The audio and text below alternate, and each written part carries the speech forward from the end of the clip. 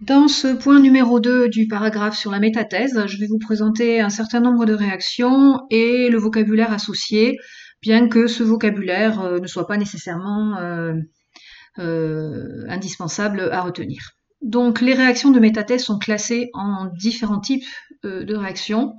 La première que je vous ai présentée est une métathèse qu'on appelle métathèse croisée ou crossed metathesis, et notée du symbole CM pour crossed metathesis. C'est la base de tous les autres exemples, c'est celle que je vous ai présentée. Pourquoi croisée? Parce que vous aviez deux alcènes dans une certaine position au départ et que vous avez inversé, c'est-à-dire croisé les positions des fonctions alcènes. Donc je ne reviens pas dessus, c'est ce que nous venons de présenter. On peut aussi utiliser la réaction de métathèse pour faire des cycles. On l'a vu dans l'un des exercices 4.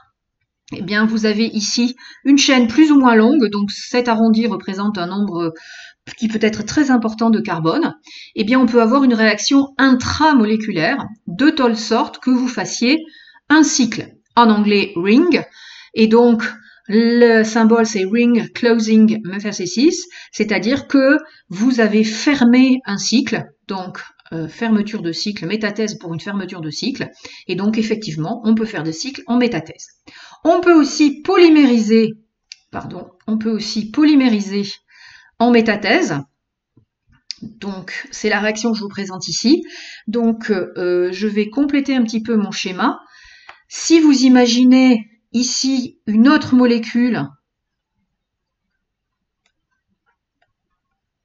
puis encore une autre molécule de ce côté, eh bien, vous produisez des réactions croisées en réalité, de telle sorte que vous pouvez casser cette liaison, casser celle-ci et fabriquer une double liaison de ce côté. Vous pouvez casser celle-ci et fabriquer une double liaison de ce côté. Et je pourrais continuer ainsi de l'autre côté. Donc, hop, une boucle et ainsi de suite. Donc, je vais casser ici, créer une double liaison ici. Et vous voyez que vous allez ainsi enchaîner les doubles liaisons de telle sorte que vous faites un polymère. Et donc, cette réaction porte le nom de ADMET pour acyclic diène métasynthèse.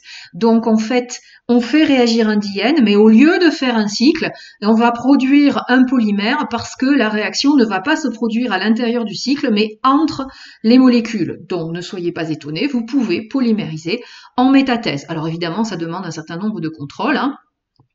Et pour finir, on peut aussi polymériser par ouverture de cycle. Imaginez ici, je vais baisser un petit peu, imaginez ici une autre molécule telle que celle-ci, que je vais dessiner vers le bas, puis une autre de ce côté, puis encore une autre ici, et puis encore une autre là. Eh bien, on peut imaginer casser ces liaisons. Donc, je pourrais casser celle-ci, et fabriquer donc une double liaison là. Sauf que, au lieu d'aller la fabriquer avec la même molécule, eh bien, de l'autre côté, ça va réagir avec un autre réactif. Donc, je vais simultanément casser celle-ci et faire celle-là, puis simultanément casser celle-ci et faire celle-là, simultanément casser celle-ci et faire celle-là. Et donc, je vais faire une ouverture de cycle en polymérisant, et donc je fais de l'ouverture de cycle en polymérisant ou pas, ça peut se produire une ou deux fois, donc c'est selon les circonstances.